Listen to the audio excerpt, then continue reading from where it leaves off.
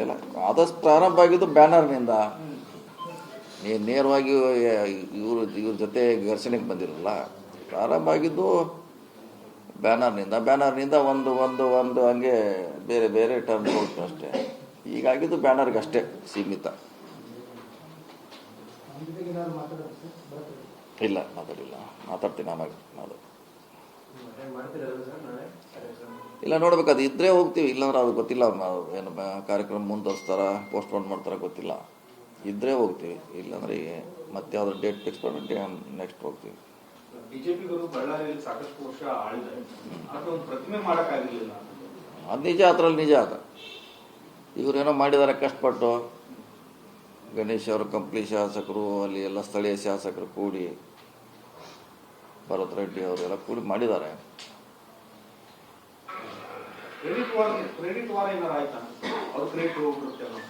ಇಲ್ಲ, ಗೊತ್ತಿಲ್ಲ. ಅದನ್ನ ನೋಡ್ಬೇಕಾದ್ರೆ ಯಾವ್ದು ಪೊಲೀಸರು ಹೇಳಬೇಕು. ಅದು ಯಾಕೆ, ಅದು ಏನು ಸೀಮಿತವಾಗಿ ಓನ್ಲಿ ಪೋಸ್ಟರ್ ಜಗಳ ಅಥವಾ ಕಾರ್ಯಕ್ರಮ ಮುಂದೂಡುವಂಥ ಉದ್ದೇಶ ಇತ್ತ? ಎರಡು ಇದೆ ಅದರಲ್ಲಿ.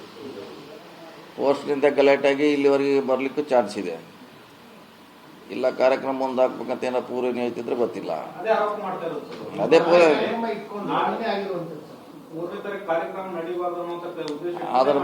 ಅದನ್ನು ಪೊಲೀಸರು ಹೇಳಬೇಕಲ್ಲ. ಈಗ ನಾವಿಲ್ಲಿ ಕುಂತು ಬೆಂಗಳೂರಿನ ಹೇಳಿಕ್ಕಲ್ಲ, ಪೊಲೀಸರ ತನಿಖೆಯಿಂದ ಗೊತ್ತಾಗತ್ತೆ ಅದು ಪೋಸ್ಟರ್ದ ಅಥವಾ ಕಾರ್ಯಕ್ರಮ ಮುಂದೂಡ್ದಂತ.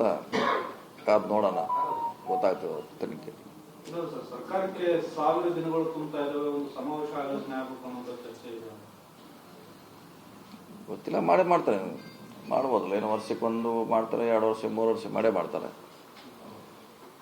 ಆ ರೀತಿ ಮಾಡ್ಬೋದು. ಏನು ವಿಶೇಷ ಏನಿಲ್ಲ. ಯೂಶ್ವಲಿ ಮಾಡ್ತಾರೆ 1 ವರ್ಷ 2 ವರ್ಷ 3 ವರ್ಷ. ಕಾರ್ಯಕ್ರಮ ಮಾಡಿದ್ರಿ ಆಗಿರಲ್ಲ. ಹಾವೇರಿಯಲ್ಲಿ ಸಿದ್ದರಾಮಯ್ಯ ಶಕ್ತಿ ಪ್ರದರ್ಶನ ಮಾಡ್ತಾರೆ.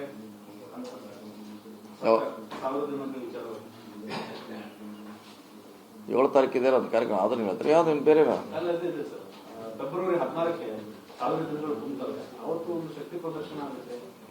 ಮಾಡ್ಬೋದು. ಹತ್ರ ಏನು ಮಾಡ್ಬೋದು ಅಂತೇನಿಲ್ಲ. ರಾಜಕೀಯದ ಶಕ್ತಿ ಪ್ರದರ್ಶನ ಮಾಡಲಿಕ್ಕೆ ಮಾಡ್ಬೋದು. ಅಧಿಕಾರ ವಿಚಾರವಾಗಿ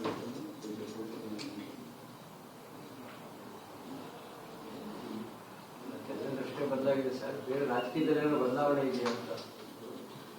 ಅದೇನು ಬದಲಾಗ 365 ಡೇಸ್ ಬದಲಾಗ್ತಾನೆ ಇರ್ತೈತೆ. ಅದೇ ಯಾರು ಹೇಳು, ರಾಜಕಾರಣದಲ್ಲಿ ಬದಲಾವಣೆ ಇದೆಯಾ? ನೀವು ಹೇಳ್ಬೇಕಂತ ನಾವೆಲ್ಲ ಹೇಳಿದೆ, ನೀವು ಹೇಳಿ.